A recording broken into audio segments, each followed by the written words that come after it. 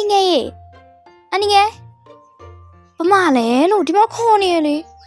အော်ဘေဘီကလည်းတုတ်ကမင်းအတွက်ဟင်းချက်ပေးနေတာလေ မသိဘူးကွာမသိဘူး အမလေးလေးကဲဆိုစမ်းပါအောင်ဘာလို့ချင်းပြန်ပြီတော့ အန်ဒီငယ်ကအကြမ်းမြင်နေရနေရလား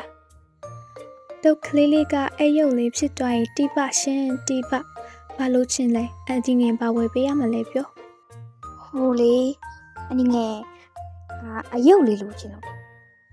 ဟုတ်ပါပြီရှင်ဟုတ်ပါပြီဟုတ်ဒီကလေးလေးကိုဝယ်ပေးပါမယ်နော်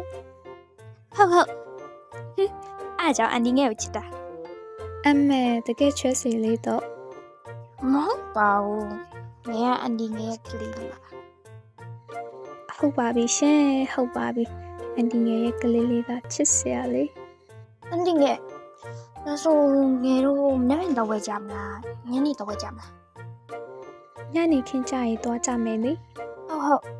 အားကြောင့်မလို့အန်ဒီငယ်ကိုချစ်နေရတာ